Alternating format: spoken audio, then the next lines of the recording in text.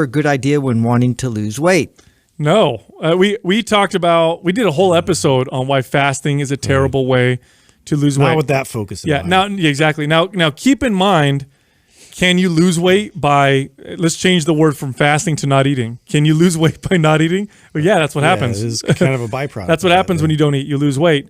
Is that a good tool and method to losing weight in terms of the kinds of behaviors that you develop, in terms of the relationship that you encourage yourself to develop with food?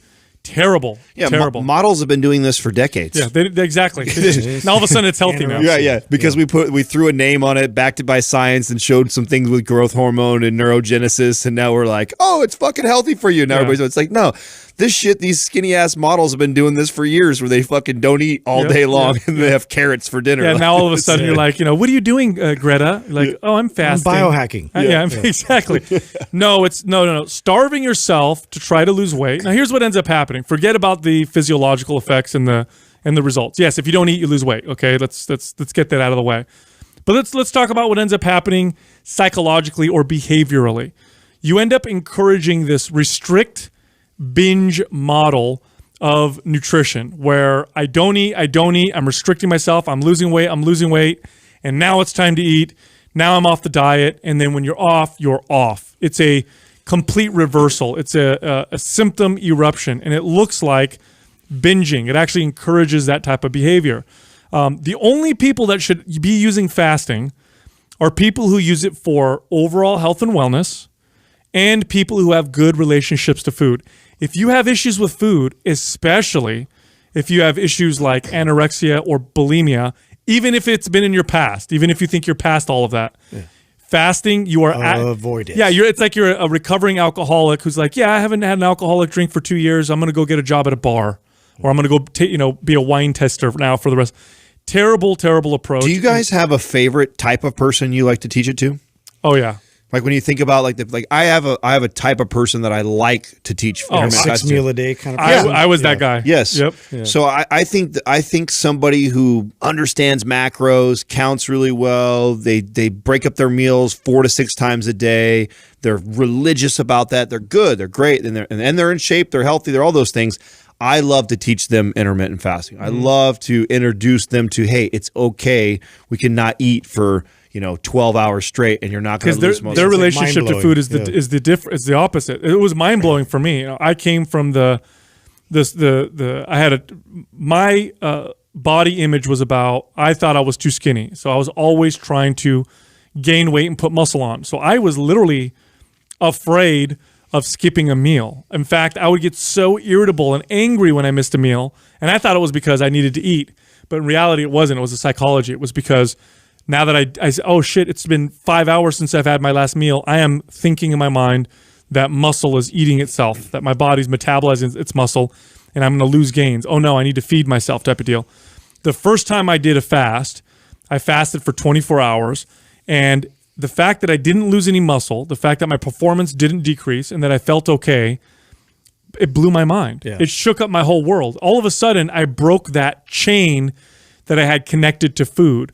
No longer did I realized that no longer do I have to carry protein bars with me everywhere I went, that I had to eat every 2 hours. Yeah. I had a similar experience, but being on the athletic side of the spectrum, not as neurotic about what I was eating in terms of, having to have like a very regimented schedule, but more just an excess amount of surplus, right? Because it was all about like how I was feeling energy wise and like how that was translating to the field. And so, very much like dependent on these big meals, like constant big meals. And so to now, take that away and understand like what hunger actually feels like was like a totally different experience. And then also just the social elements and, everything involved with it. For me to just step away from it was just a very, unique thing to go through. So that's my favorite person to talk to. Then I have my least favorite person to try and teach it to, or I will avoid teaching it to, and that's a fat loss person.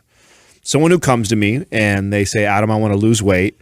And my girlfriend or my friend is doing intermittent fasting. Can we try that? I say no.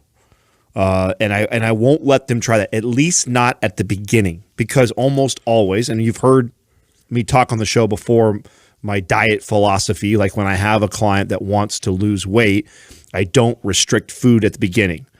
I find it, I've had way more success by introducing more good food into their diet than by restricting and taking away.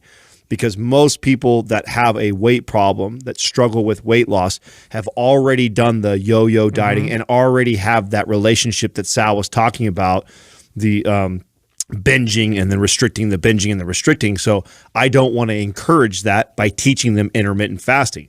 Now, I will allow them to do that down the road, maybe 6 months after we've been training together and we've built up their metabolism and they're eating more calories than they've ever ate before. And I'll say, hey, this Friday, let's do a fast. And I prefer that over the most popular model of intermittent fasting. Intermittent fasting has become so trendy that it's this every day everybody does it. It's I don't eat till 2 every day. It's just, it works for my lifestyle. Like, that's fine if it works for you. I get it. But that's not how I like to coach to it. If I introduce somebody who is originally their goal is to be weight loss, one, I won't teach them at the beginning how to do it. I first want to introduce all the good foods. I first want to build up their metabolism to where they're eating more calories and more food than they ever had before. And then when I introduce fasting, I want to do it like one day. It's one day, and it's like intermittently. I'll say, hey, this Thursday or whatever coming up, we're not going to eat all day long. It's an all-day fast, and it's not a window fasting, and it's not something I want them to do every day. It's just I want to be able to show them they can have this and see how you, and then also talk to them about how they feel. Yeah, the best health effects that come from fasting actually happen after 24, 48, 72 hours. It's the long fast, and even longer. There's long fasts that they've studied that show tremendous health benefits. The health benefits you get from not eating 12 hours a day every single day are not the same. And a lot of these studies show that. There's some benefits for some people, but I will say this. Some people experience hormonal issues if they consistently and constantly fast every single day. You see testosterone lower in men.